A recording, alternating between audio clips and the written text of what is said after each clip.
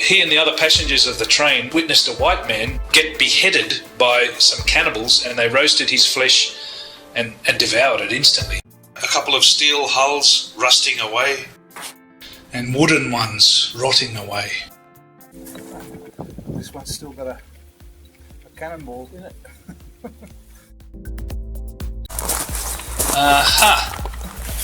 Connection with Australia here, and there's a connection kind of with me as well. This large white cross that I'm coming to is of the captain of the Beagle, and I got straight down to business and asked if I could pitch my tent in his yard, and he said claro que sí, which means of course you can. So I'm in the village of San Juan in the extreme south of Patagonia, Chilean Patagonia, returning a little dejected because I'd failed my attempt to trek to the southernmost point, Cabo Froward. And on top of that, I thought I'd missed the bus that only comes twice a week. But this friendly man took me under his wing and said there will be a bus later on in the night, and would I like to come in for a cup of coffee? Hola. Hola, hola. ¿Cómo estás? ¿Cómo te llamas, señor? José Subiabre Johnson. ¿Cómo? José Subiabre Johnson. This man was retired from the Chilean Navy, 78 years old. He built this winch himself. And this is his own little fishing boat. 78 years old, not married and no children. Senor Jose wanted to show me this.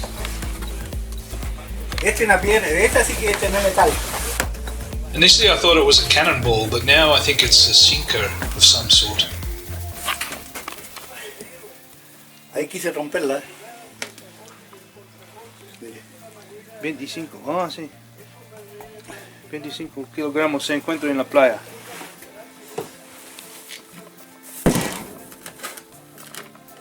Senor Jose said that although it's prohibited to chop down trees and get firewood that way, there's plenty of driftwood that ends up on the beach that you're allowed to scavenge. Senor Jose said my recent attempt to trek alone was very foolish and dangerous. He said he knew of two people, one of them a Paraguayan who died in 1990, stranded by rising rivers and killed by the cold, and another guy that was stuck there for 2 weeks waiting for the river to go down. He said you should only do it in the middle of summer. The rivers are higher, but the water's a lot warmer, and I shouldn't have tried to do it alone. In one way I felt good, I felt kind of vindicated that I'd turned back. Not such a chicken for turning back.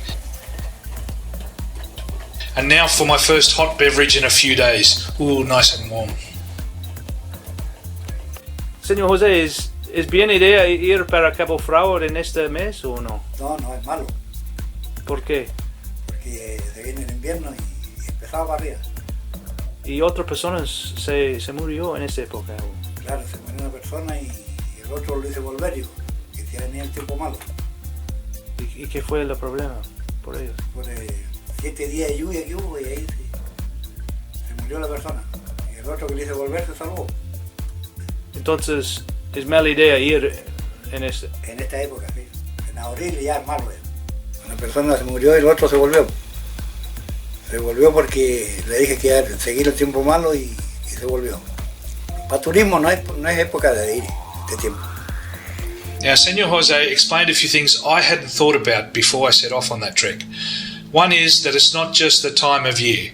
It's the time of day and the tide and the rivers. The different rivers have different temperatures because they're fed from different sides of the mountains. Some of them get sun, some of them are coming off ice, some of them aren't.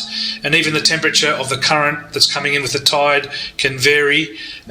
So there's more than one factor at play here. It might only seem like a few degrees difference, but that might be the difference between getting across the river and surviving, or getting across the river completely so cold that you never get your body warmth back. Then you're running a big risk of hypothermia if you don't have something to keep you warm or get you warm, and this is why some people have died. ¿Y qué es el más grande peligro? ¿Qué es el San Nicolás. El río San Nicolás? San Nicolás, sí. Los ríos es los peligros. Es el peligroso que lo que nos encierra y la marea alta también. It seemed to me that Jose's routine revolved around monitoring the tides and the weather and doing a bit of fishing when he can, and then feeding these two dogs, which is his only companions. And of course they are the best burglar alarm that you could ever have is a couple of dogs. They hear everything first and start barking, and they're his only company. Poor old Jose. No wife, no kids. Jose was very proud. He built this house himself. He didn't have electricity. He had to start up this diesel generator every night.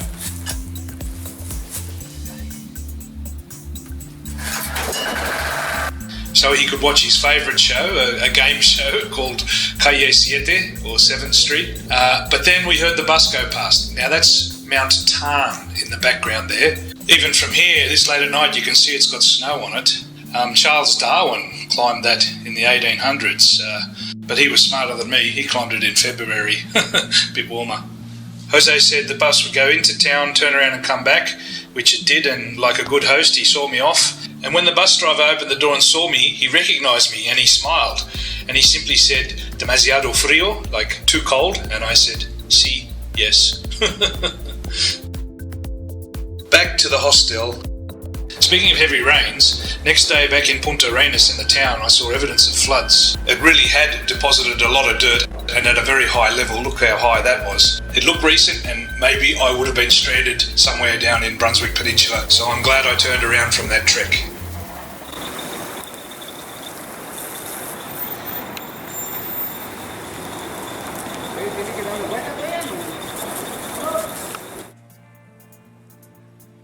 Oh man, check out those conch shells.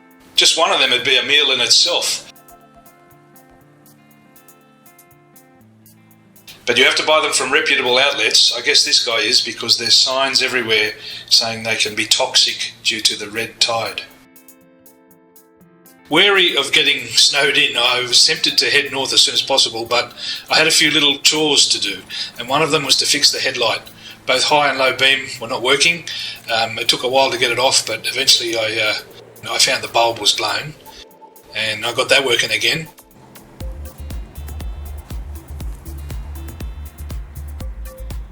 Then I decided, what about my hands freezing? You can get kits to put your own heated grips in, but I was worried about it overloading the alternator on this Chinese bike, and they can be very, very expensive. So I bought these.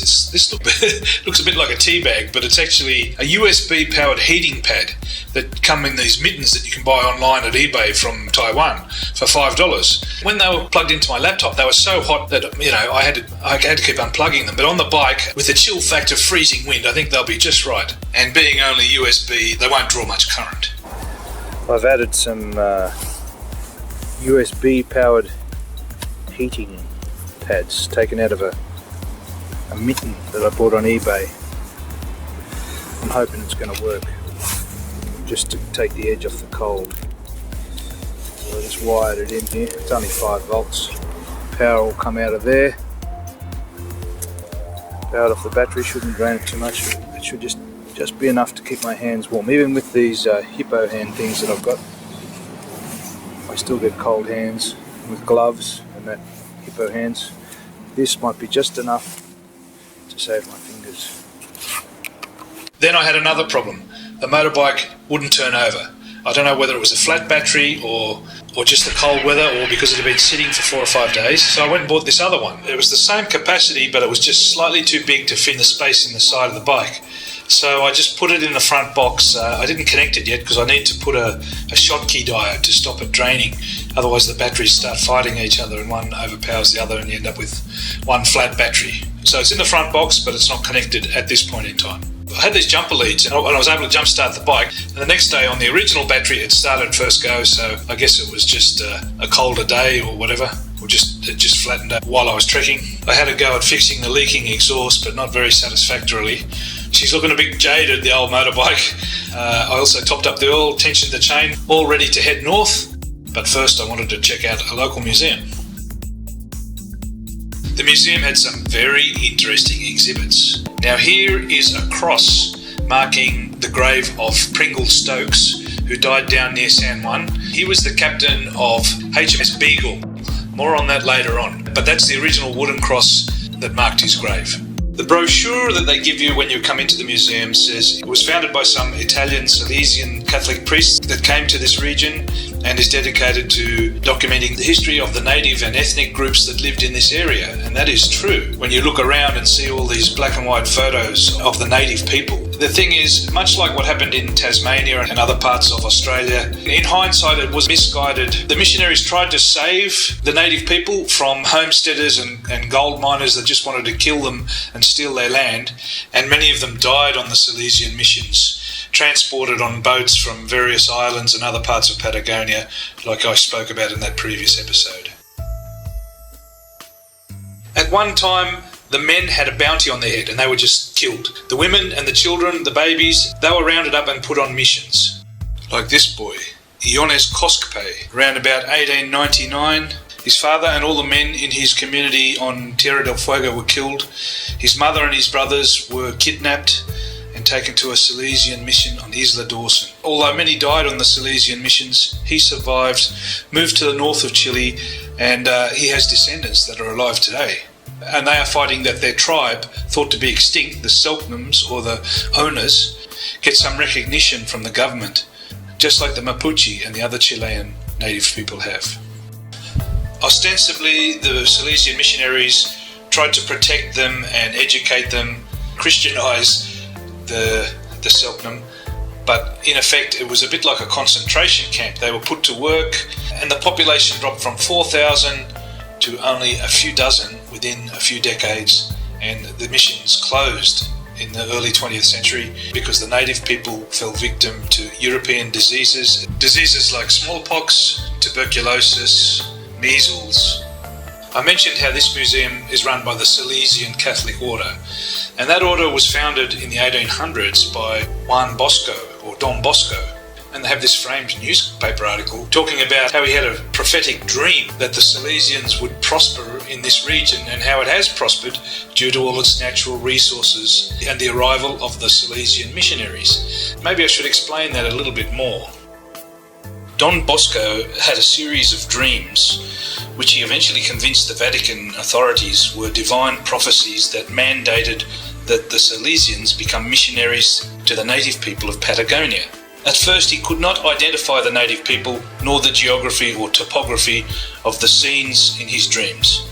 At one point he thought it was China, another point he thought it was in Australia, and interviewed cardinals and bishops from those countries before finally concluding what he had seen was the extreme south of Patagonia, due to the fact that the natives he saw in these dreams wore animal garments and hunted with a sling. Patagonia, they did wear skins as cloaks and hunt with slings. They call them bollers. They hunted four-legged animals and flung them at the hind legs and brought down the animals in that way. So that was one clue that convinced him that he was dreaming about South American native people. In another part of the dream, he saw abundant coal and timber, and both of those are abundant around the Straits of Magellan. In fact, there is a coal mine just in the hill right behind Punta Arenas that was exploited for more than 150 years. But the dreams were quite bizarre. One of them was in the form of a train trip. He took from Cartagena in the extreme north all the way down to the southern tip of South America to the Straits of Magellan. No such train line has ever existed, but I guess it's allegorical coming to him in a dream. He and the other passengers of the train witnessed a white man get beheaded by some cannibals, and they roasted his flesh and devoured it instantly. And that was another clue that convinced him that it was the native people of Patagonia, and it was the Silesians' duty to Christianize them and stop them being cannibals. However, anthropologists point out there is no conclusive evidence that they were cannibals. That may or may not have been the case. It might have just been a dark rumour circulating amongst the white people and used as an excuse for genocide or converting to Christianity. Among the believers in the cannibal theory was none other than Charles Darwin himself. The different tribes when at war are cannibals, he wrote. They kill and devour their old women before they kill their dogs. And he heard about cannibalism from his friend who claimed to be a cannibal, the Fuegian Jemmy Button. Ironically, if there were any actual cannibals in Patagonia at that time, they were to be found among the white settlers. As soon as I left the museum, I saw reminders that this town that it still has a heritage is still chained to its history. I saw a Silesian priest walking down the street. I saw political posters calling for the abolishment of anti-Mapuche terrorist laws. I spoke about those terrorist laws in the episode about Valparaiso. And what about this? That's an anti-fossil fuel graffiti. Carbon means coal in Spanish. And quite surprisingly, Punta Arenas is not the only city founded on one of Don Bosco's dreams. Brasilia, the federal capital of Brazil, much further to the north, was also built, allegedly also fulfilling one of Don Bosco's prophetic visions. It's quite amazing to think that the dreams of a religious man in the 1800s, mixed in with some vague geographical and anthropological reports, could have such a lasting effect on the development of this continent. Back in the hostel, little Matthias and Martina were sad that I was leaving, but it was time to leave. Time to pack up this mess and hit the road. I actually wanted to go south first to explore some of those things I saw on the road to San Juan on the east coast of the Brunswick Peninsula. We certainly can't miss the rear entrance of the hostel, that's for sure. One of the ladies who worked in the hostel. Suerte, amigo. Oh wow, look at that. I still get a kick out of seeing these old Ford Falcons, although they're probably not as old as the body shape would lead you to think. Falcons of that age are rusting away in the wrecking yard in Australia. Speaking of rusty wrecks, there's lots of shipwrecks, abandoned shipwrecks, steel ones rusting away.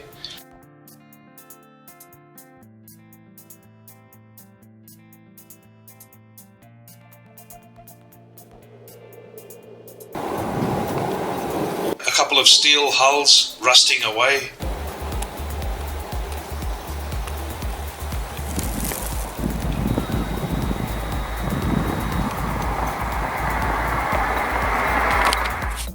And wooden ones rotting away. This looks like a maritime wrecking yard, a shipbreaking yard. Each one of these boats would have had a history behind them, a story behind them. I wonder what the story is behind this wooden one. This one actually looks like someone might be going to restore it. Doesn't look too bad.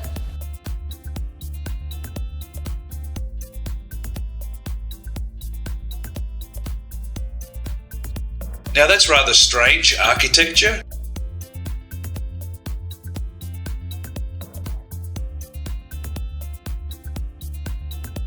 Speaking of strange things, what's this strange monument? What's it all about? That sign says it marks the middle point between the northernmost point, the border with Peru and Chile, and the southernmost point of Peruvian territory, which is the South Pole, which is part of Chilean Antarctic territory. So we're basically in the middle of a very long, thin country at this spot. Even though we're so far south, I'd say 99% of Chileans live north of here.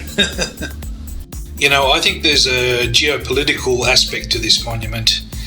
They put it here just in case in a few years when the Antarctic Treaty expires, they'll have this monument to fall back on and say, we've been claiming that as ours for years and years, look at this monument, blah, blah, blah. Anyway, I've been here, the halfway point of Chile.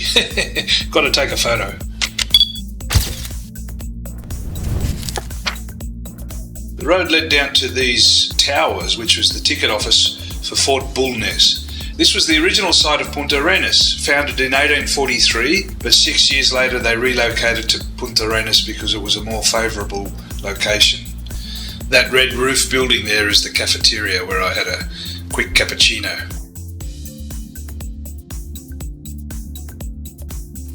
The settlement was fortified because it had a military function, guarding the Straits of Magellan. The first building you come to is this capilla, or chapel.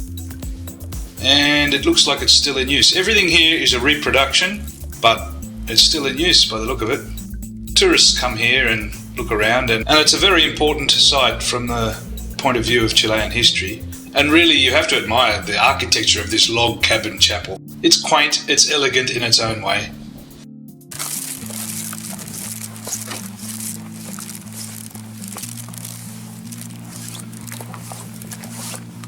Looks like they even had tunnel system.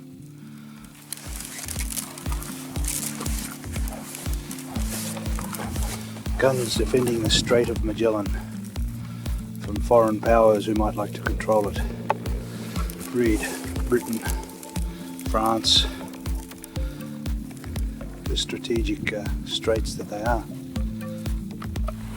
And I should add Argentina. Argentina had its eyes on this region, but both Chile and Argentina, they didn't have the military manpower yet to subdue and conquer the native people. But bit by bit, they got here. And Chile, by building this fort here, was the first to claim this spot. Strategically important because they had the Strait of Magellan. You can see when you look on a map just how strategic it was. It was less than 15 kilometres or less than 10 miles, and so it was the perfect place to keep an eye on things. You've got to remember too, it was long before there was radio or any kind of electronic communications. That's where the water was coming down when I tried to get to Cabo Froward, off those snowy peaks.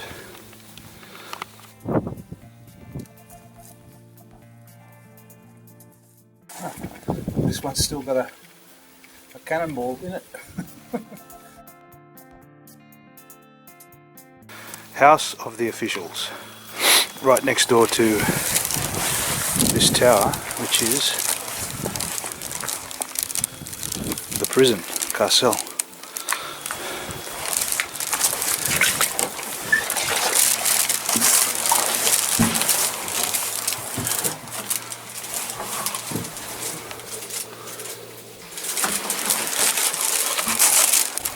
Kind of reminds me of that old TV show, F Troop. This is interesting. It says just a few months after the founding of the settlement, they received a visit of the natives, and the cacique, which is the chief, was a guy called Centurion. And although he already had some children, they gave them a Christian wedding and baptized the children. But if you look into the history, Centurion was actually a Uruguayan Creole, and as he spoke Spanish, he was talking to the many fur traders and whalers and ships that passed through this area, and he'd arrived in the region 23 years before, a valuable ally when it came to interpretation and liaising with the natives.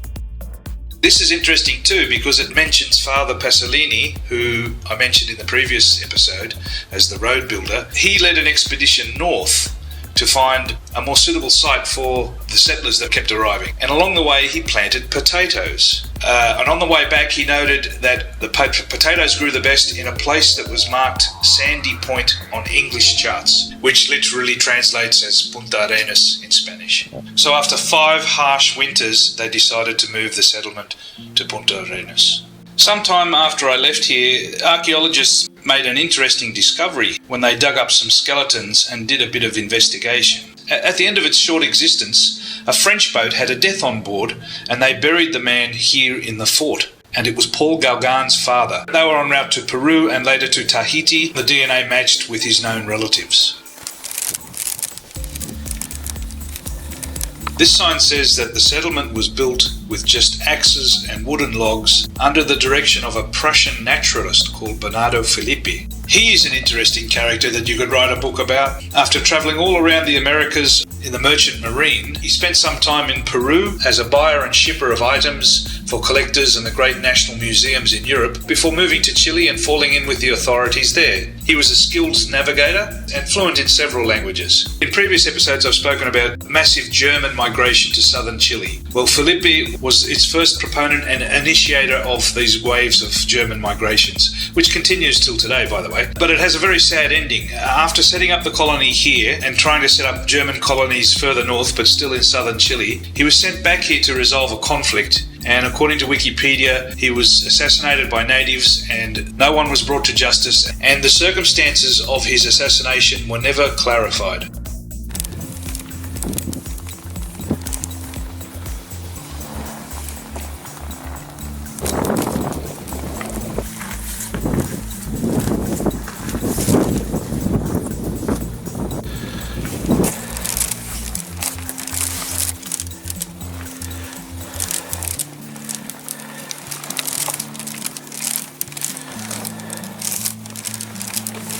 This would have been the watchtower where the Chileans kept an eye on things down here.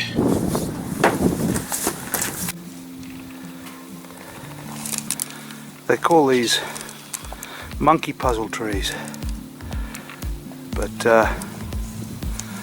it's too cold for monkeys here, I think. Unless we're talking about brass monkeys. It's almost a prehistoric kind of tree, and one of its relatives is the Wollemi pine, which was recently discovered in the Blue Mountains, where I come from in Australia. There's another pine in Norfolk Island that's related. They actually date from the time when Australia, South America were part of one continent, the supercontinent of Gondwana land, and they're all the different branches, again, pardon the pun, that branched off and evolved when this continent separated. Over-exploitation means they're almost extinct in some parts of South America, which is quite a shame because they live over 1,000 years and they can produce nuts that humans can eat. You can see here the bricks are made of sod. That's actually quite warm in winter. They're very good for insulating, cheap, recyclable. There's a track leading down here to Punta Ana. Maybe I'll go for a walk down there. The first thing you come to is this miniature lighthouse, but it's so small, it's more of a beacon than a lighthouse. A sign here said it still works, powered by solar panels. So that old anchor there, that commemorates the Pacific Steamship Company. Apparently commercial steamships sailed these waters for 65 years, right up until 1905. Punta Ana and the Strait of Magellan, discovered by Magellan in 1520, it says. That red writing in the circle says Fin Continente Americano, which means the end of the American continent. There's a lot of monuments around here.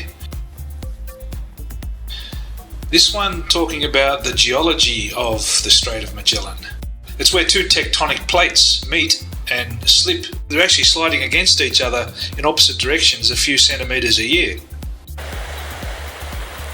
The Straits of Magellan.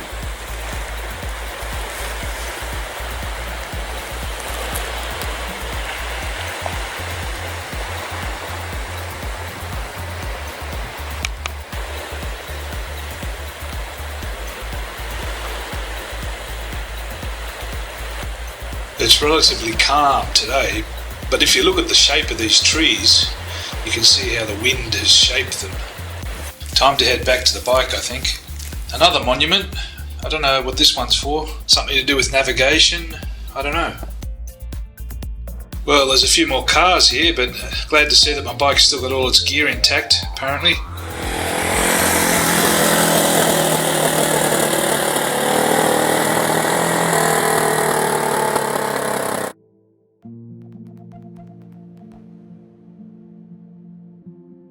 What's this? This looks interesting. It says historic site, and there's an anchor there and some sort of pebble pyramid thing. Connection with Australia here, and there's a connection kind of with me as well. It says in honour of Rear Admiral Philip Parker King, who directed important hydrographical surveys of this region in the early 1800s. Now, he was British, and these surveys occurred some decades before Fort Bulnes was established. So, what's that all about? This is where the history of exploration of Australia and Patagonia intersect. We could start with his father, who was also called Philip King, but Philip Gidley King. He came out on the First Fleet and was New South Wales' third governor.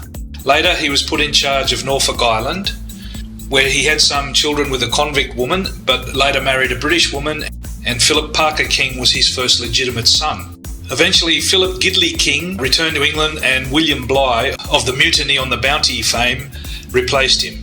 Now, let's talk about Philip Parker King. Like his father, he was a Royal Navy man, and he was put in charge of early mapping voyages following in the footsteps of Matthew Flinders. He circumnavigated Australia, and he even went out as far as Mauritius in the Indian Ocean, mapping the East Coast, Tasmania, the Timor Sea, all those places, before being put in charge of a two-ship mission to map the Straits of Magellan and this part of Patagonia.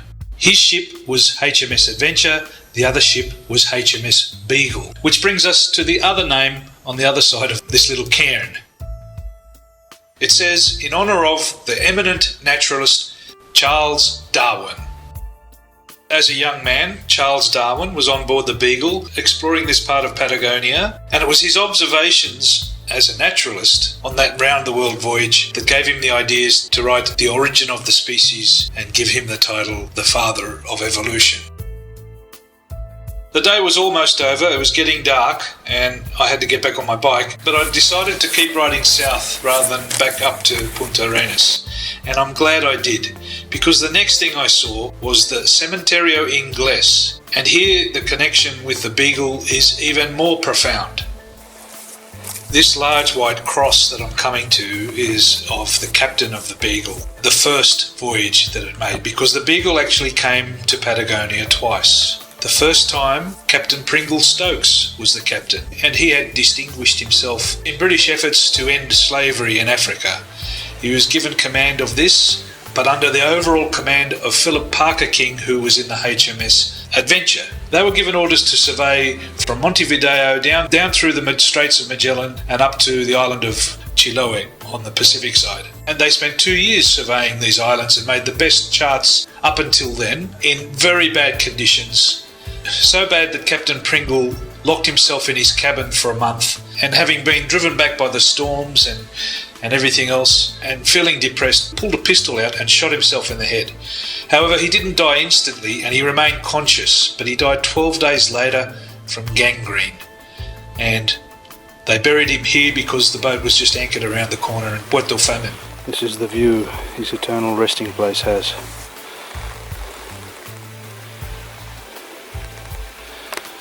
This is a replica of the original that I saw the other day in the Silesian Museum. And it says he died from the anxieties and hardships while surveying the western shores of Tierra del Fuego. Well, you can see there it doesn't precisely mention the word suicide. That's because Philip Parker King's official report glossed over it, and the truth only came out when Pringle Stokes' handwritten journal was discovered by a Parramatta book dealer in 1977. This one has no name, but has the name of the ship. Dates to more than 50 years after Stokes died.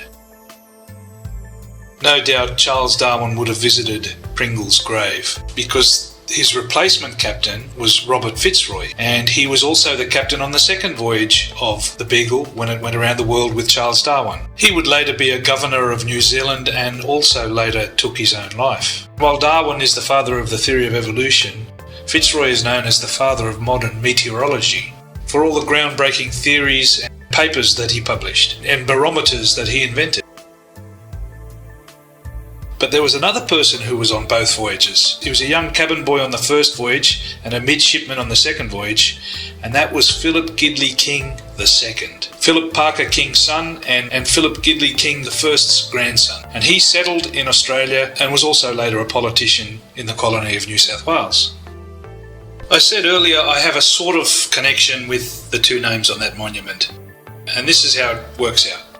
The Beagle continued across the Pacific, visiting Peru, Ecuador, Galapagos, Tahiti, New Zealand, and then stopping in Sydney. And Sydney was an essential stop because it was of a known longitude and latitude, so they could calibrate their survey of the Strait of Magellan. And the Beagle actually carried 22 chronometers to aid them in that calibration. When he visited the colony of New South Wales, it was less than 100 years old, and Darwin himself was only 26 years old. The book, The Origin of the Species, would be published more than 2 decades later. Being so young did not stifle his curiosity, and he hired a coach to go out to Bathurst. And this is where I feel a kind of a connection with him, because his journal mentions the places he stopped. Parramatta, where I used to live with my auntie. Emu Ferry, today that's Emu Plains, where my father lives to this day. Weatherboard, today that's Wentworth Falls, right in the middle of the Blue Mountains, where I went to high school. Blackheath, where he stayed at the Gardeners Inn, a pub that still exists to this day. Mount Victoria, I've got friends there. Hassan's Walls, that's in Lithgow, where I served my apprenticeship. And then onto a farm at Wallerawang. Wallerawang was where he saw a rat kangaroo and a platypus, which some people say kick-started his thinking regarding the theory of evolution. Returning to the Beagle, he sailed to Tasmania, Western Australia, across the Indian Ocean, and pulled in at Mauritius. In Darwin's time, it was a recent British colony because they won it in a war with Napoleon. Anyhow, what does Wellerawang have to do with Mauritius and all these monuments to Darwin and King down here in Patagonia? I'll tell you. When I was a young fella, back in 1987, 88, I was a young electrician working at Wellerawang building the Mount Piper Power Station.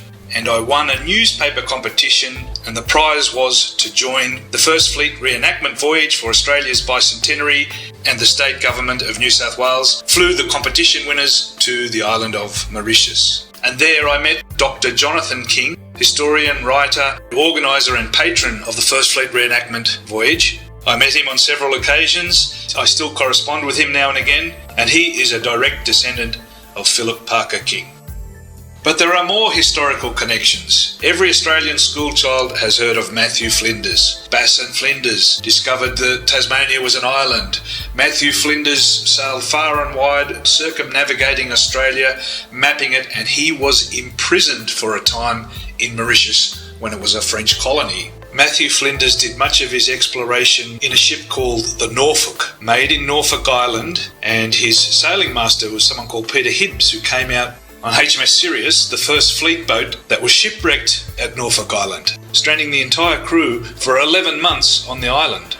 HMS Sirius was a British naval gunship that had seen action in the American War of Independence. The Sirius is even connected to Captain Cook because it carried the same clock that Captain Cook carried on his second and third voyage around the world, a Larkham Kendall chronometer. Still today you can see the original cannon and anchor salvaged from the wreck of the Sirius in Macquarie Place in the middle of Sydney. Now you might think I'm getting a bit off topic now, because apart from the officers who sailed on these ships, what has it got to do with this part of Patagonia? Well, the Norfolk, which Bass and Flinders circumnavigated Tasmania in, the Norfolk was built from Norfolk Island pine, which is a relative of the Wollemi pine and also of the Oricania pine, the so-called prehistoric pine tree that I saw earlier in the day over there at Fuerte Bulnes. And Fuerte Bulnes and Punta Arenas were established just a few years after the British were surveying around here because they were afraid the British were trying to take control of this strategic area. And the way they would do that is setting up a colony like they did in New South Wales and many other parts of the world. However, the Chileans planted their flag first, and this area lost importance a few decades later with the opening of the Panama Canal. The number of ships passing through dropped dramatically. There is one other link between George Bass and the country of Chile, but it's highly speculative. In 1803, he set off in the HMS Venus on a trading mission to South America, specifically to this country, Chile. But the ship disappeared, and he and his crew were never seen again, though it is speculated that he might have been captured and imprisoned and put to work in the silver mines. But his name and none of his crew appear in any Spanish historical documents, and neither did the Venus pull in New Zealand or Tahiti or any islands en route. So a lot of the world's great historical characters passed by this point. But you know what? The one thing that really struck me right then and there was the utter silence and calmness of the sea. There was no one around, there was hardly any wind, there was just not another sound. I was there all by myself, just me and my motorbike. And yet that ocean and that stretch of Magellan has destroyed many ships. Because the wind down here is so ferocious and strong, ships would battle for months to get into the Pacific, and some would never make it. Hundreds, if not thousands of people died in shipwrecks, or if they were lucky enough to make it to shore, they died of starvation or extreme cold. Speaking of extreme cold, it was 5:30 and starting to get dark, and the temperature was dropping, just over 5 degrees centigrade. But instead of heading back north to Punta Arenas, I decided to head south, just a few hundred metres to Senor Jose Johnson's house. When I pulled up, his dogs went loco barking. He came out to see who I was, but he didn't know who I was till I took my helmet off. And he said, "Hola, amigo!" And I got straight down to business and asked if I could pitch my tent in his yard, and he said, "Claro que sí," which means of course you can. And he was very happy that I gave him a bottle of pisco, a drink I knew he liked. But first he wanted to take me to a factory where he had a part-time job as a security guard. It was a factory where they extracted and packaged turbal, which is peat moss. Ese es para vender, pues. Esto lo venden. Sí. Le sacan el whisky, los cosméticos.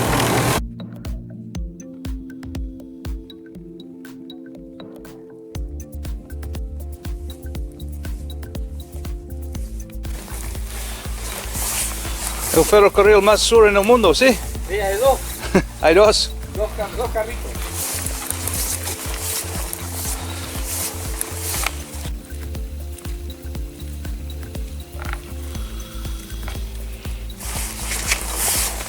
¿Y de dónde saca el turba? La turba que está en la pampa. ¿Y cuánto distancia es eso? Ahora 3 kilómetros. ¿3? Sí. Hay un yacimiento. Sí.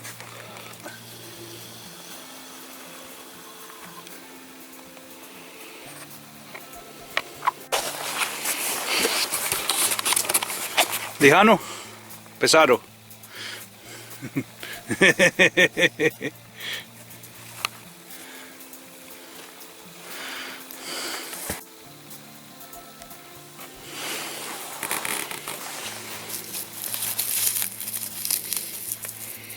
It's like cork, but crumbly, like a crumbly cork.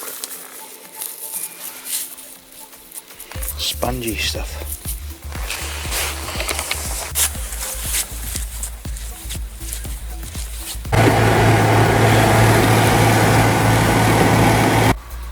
Well, Senor Jose said I can sleep in one of the two buses or in the shed. I think I'll take the shed because it's already starting to rain. And not only that, the bus looked very cold and uncomfortable. But the shed too, it was uncomfortable due to the noise of that generator right next to it.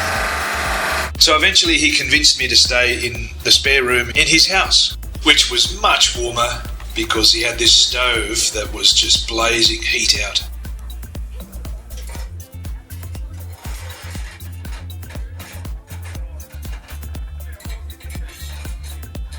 And he had a TV. I wonder what's on the telly tonight in Chile. Este hombre, sé lo que hizo, pero lo llevaré al castillo.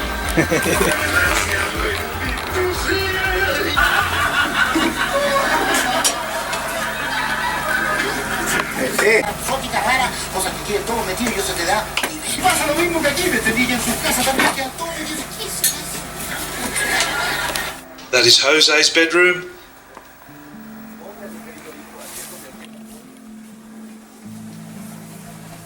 And I will crash here in the spare bed tonight. End of a big day, time to hit the sack.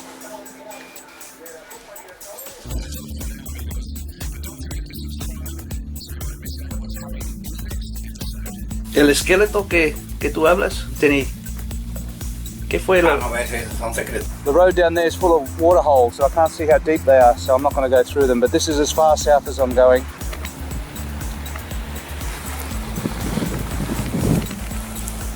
And if they just followed Sarmiento's directions, Australia could have been discovered 202 years before Captain Cook. But I did stop and take a photo of this jet fighter and this sign, which says there's a low chance of ice on the road. So here I am, stuck. My motor's just seized. Stuck in the middle of nowhere, 82 kilometres from Punta Arenas.